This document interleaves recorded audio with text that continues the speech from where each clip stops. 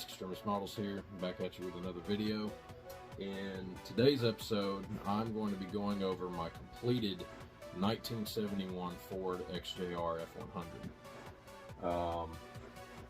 I've been wanting to put this video out now for a couple of months, just haven't really had the chance to really sit down and do so. I've been busy with work and shows and our little weekend hangouts that me and all of my buddies do, and just haven't really had the opportunity to do it properly for everyone. So now we're finally getting around to it. The truck's been done since the later months of last year, and I've had it at a couple of shows since then, and it's done really, really well.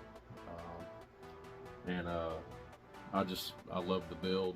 It's one of my top favorite builds I've ever done on in any category, and I can't wait to show it to you guys on YouTube a little bit more in depth, and I hope you guys enjoy it.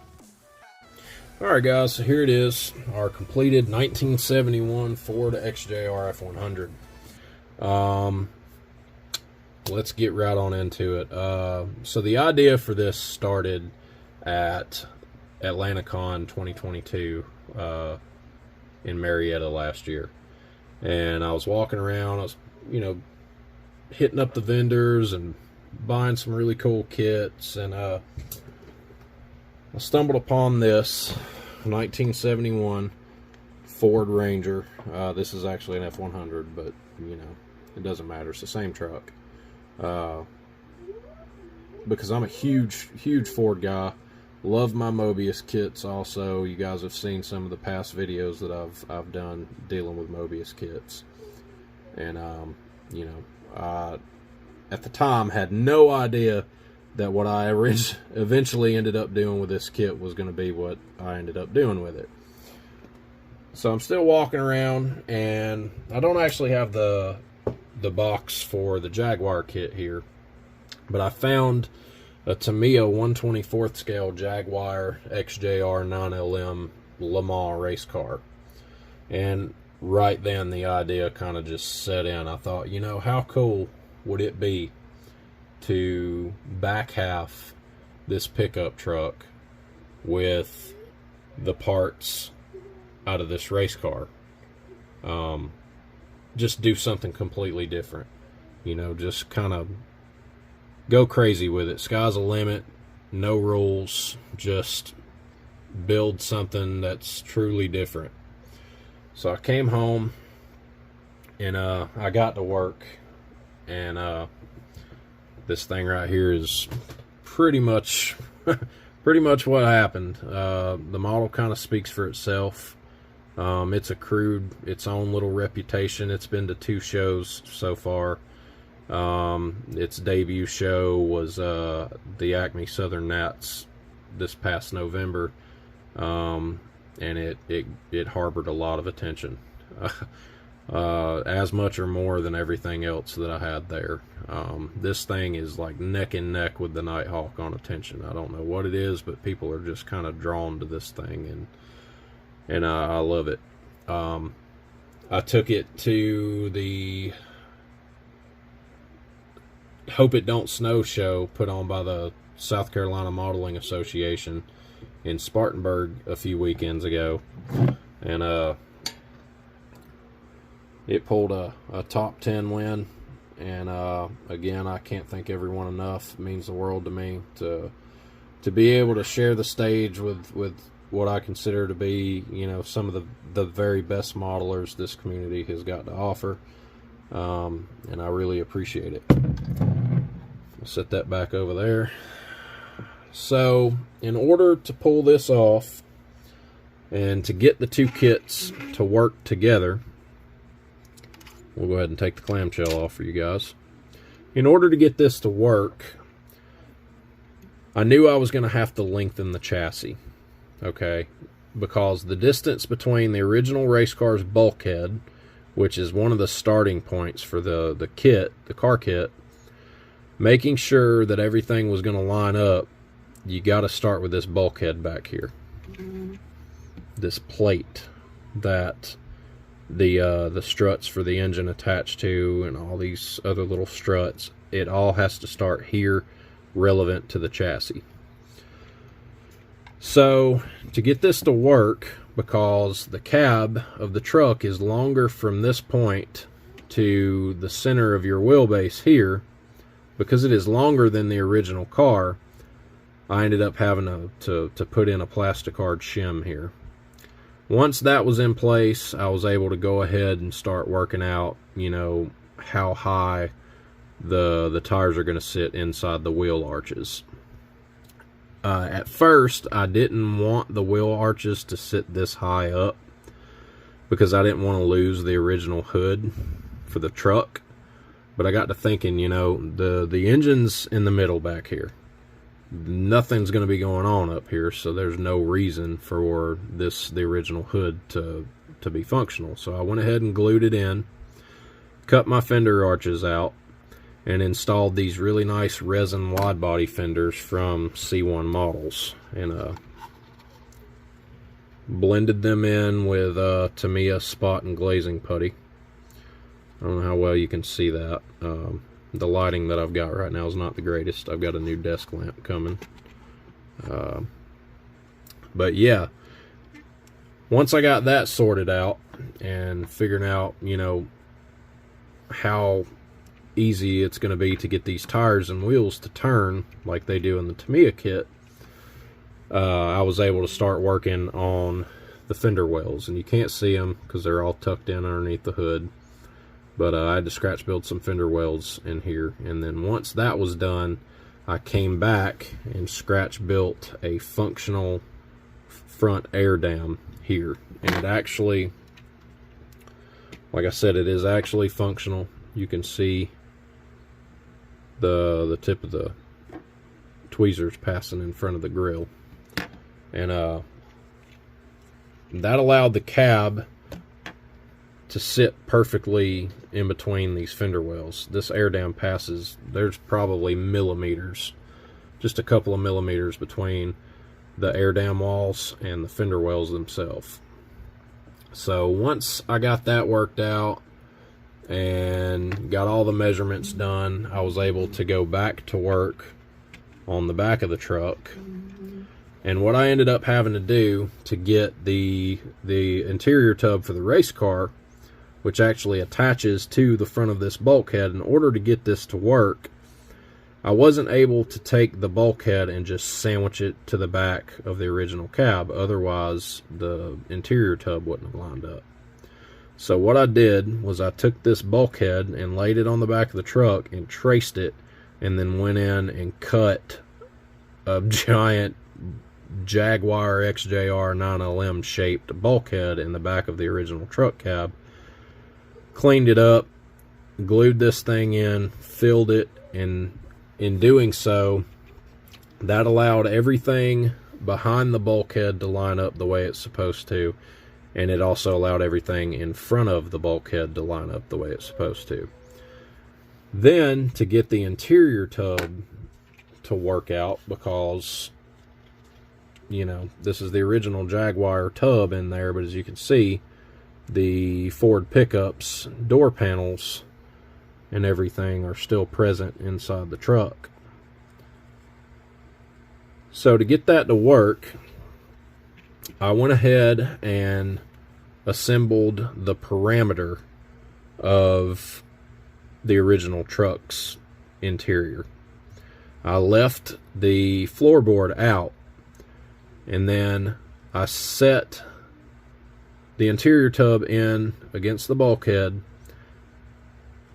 surrounded it with the interior tub out of the truck, and then started filling the excess on the inside with plasticard, and it filled in all the little holes, and it looks good, you know. I think it turned out great. The build uses the original Mobius dash, but it's got the I can't really see. I got to get that desk lamp in so I can get some better lighting. For the dash, I milled out all of the excess below the dash pad. and then I installed a piece of L-shaped styrene, and then just installed the original race car's instrument cluster and steering wheel on that piece of L-shaped styrene. And again, in doing so, it allowed me to keep the right-hand drive orientation of the original race car, and everything else, everything else lined up just right.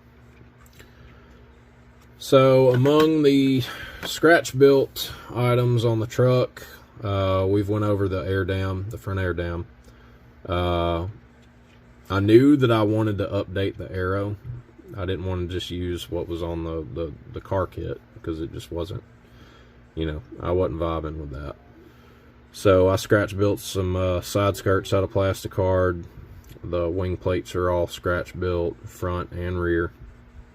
I left the rear diffuser completely alone. I haven't done anything to the original rear diffuser.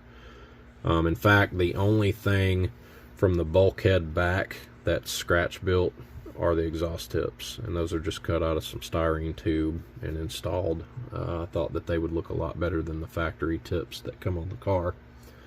And then to finish out the detailing of the engine bay, I went in and plumbed it with radiator hoses and transcooler lines, and I think that was pretty much all I'd done in terms of detail work at the back.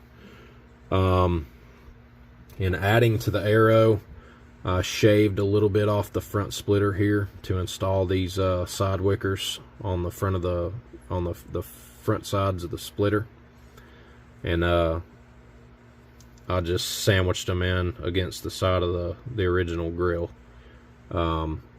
They do miss the grill by just a few millimeters, but I think that this adds a nicer aesthetic to the front of the truck, and they fit perfectly around the original bumper that's on the front of the truck too. You can see it's got the original bumper up front as well. The biggest issue that I had with the aero was figuring out how to make the clamshell work. So I knew right off the bat when I started this build that I wanted some kind of a roof scoop. I didn't want to go all the way to the front up here to the windshield. I just thought that it would have took too much away from the roof and it would have looked weird. So I just came up and over about a quarter of the way and stopped. And to get this to work, because the original clamshell on the car does not have this massive scoop on it, it actually just comes straight up from here and it stops just right up here. It's just kind of a flat area. I had some extra hood scoops from Competition Resins laying around, and I think the one I started with was like a 6-inch or a 9-inch cowl.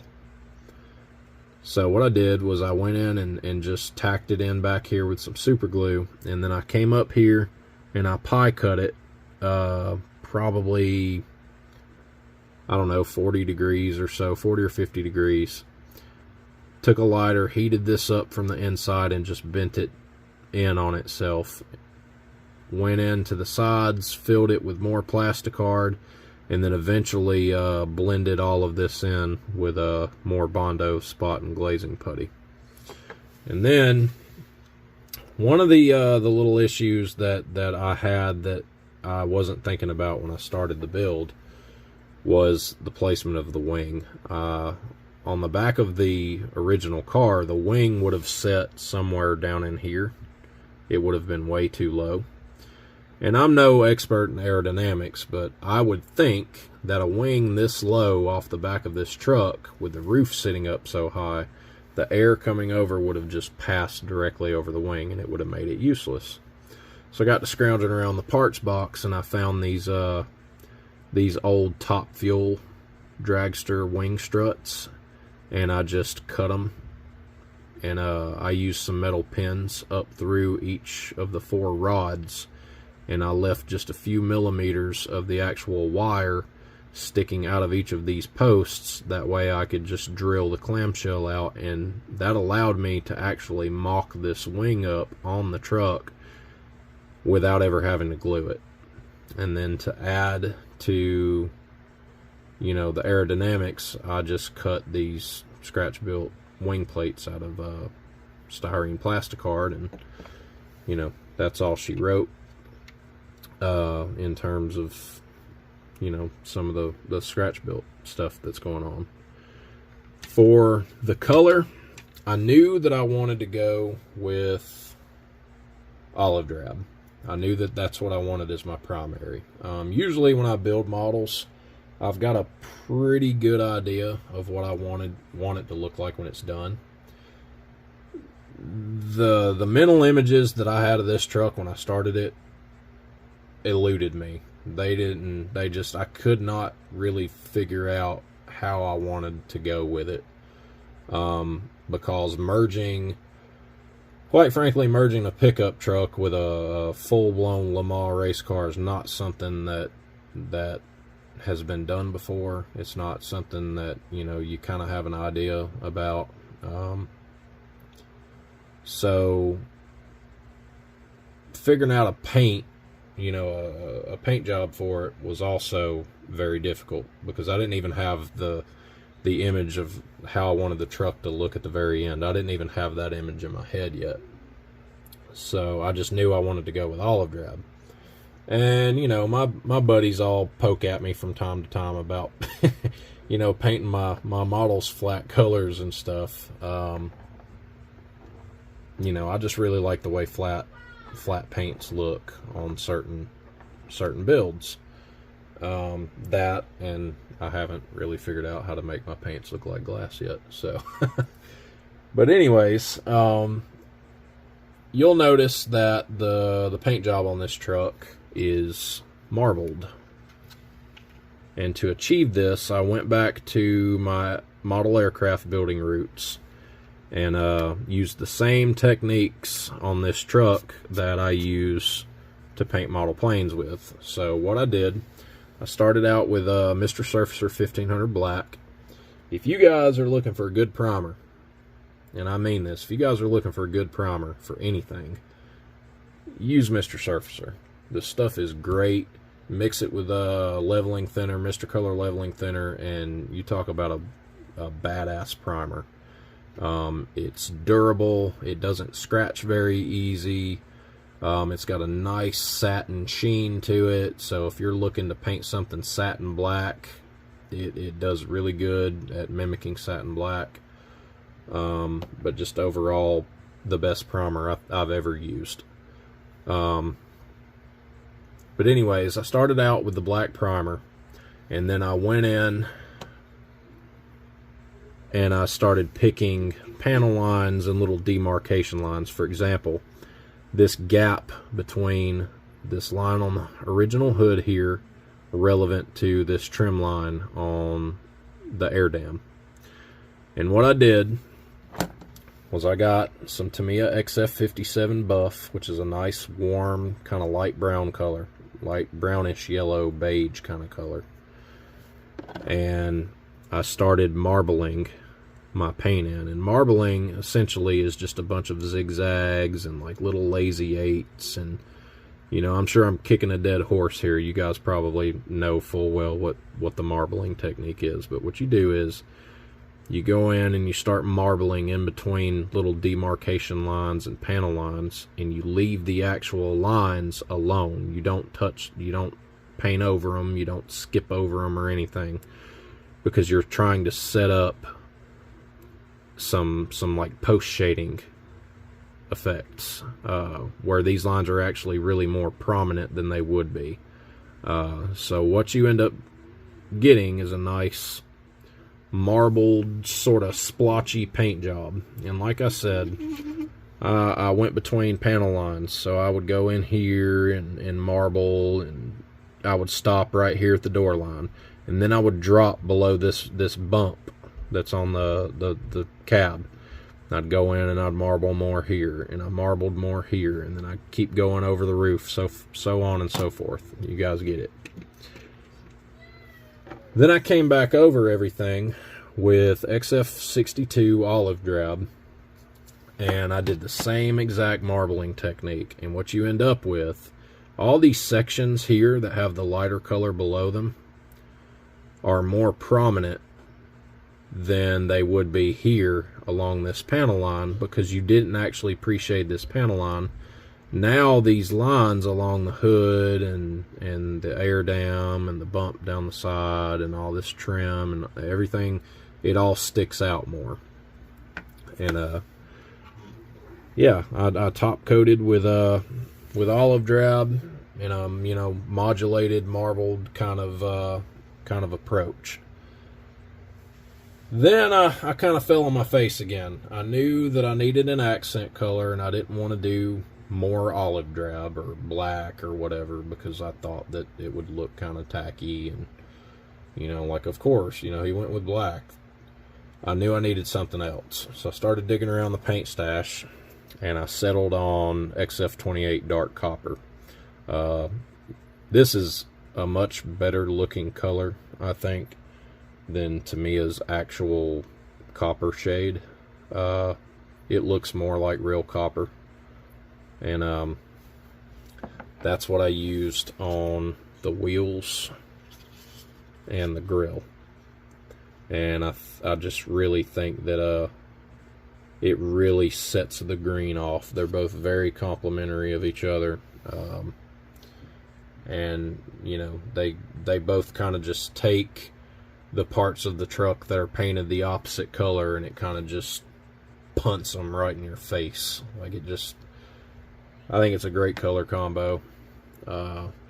For the engine and the exhaust and the ITBs, radiators, stuff like that, I used, what is it? I think it was AK Interactive Extreme Metal.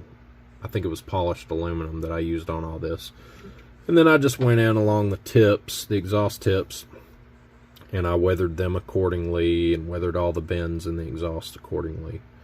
And that pretty much wraps up the paint on this truck. I don't really think there's a whole lot more to go over on this one. I am planning another one in the future. It'll be at this year's Acme show. This truck will probably come back to this year's Acme show. I've been asked by several people to bring it back, that they'd like to see it again. But the future plan is to build another one of these, but instead of using the chassis and the engine and the back half out of the Jaguar kit, I'm actually going to be using a Tamiya Sauber Mercedes C9. This is my all-time favorite Le Mans race car. Just the mixture of the sleek looks and the twin turbo V8 as opposed to the naturally aspirated V12. I just think it's a recipe for one badass car. These things were absolutely lethal at the track, and my plans is to take and back half another one of these Mobius kits with the Mercedes kit, and toss in some bigger turbos, maybe get some nice resin turbos printed, and really, you know, just build another absolute monster of a model. It'll have bigger, more aggressive aero than this, and they'll be really complementary of each other. It'll be kind of like a, you know, kind of like a progression type build. But anyways, guys, I think that's pretty much going to wrap it up. If you guys have any questions, please feel free to hit the comment section, or you can DM me on Instagram. I'm happy to ask or answer any questions you guys would like to ask. If you like the video, please, you know, like, obviously like the video, share, subscribe, turn on the bell so that you stay notified of all of my new videos, and I look forward to seeing you guys in the next video. Take care. Yeah.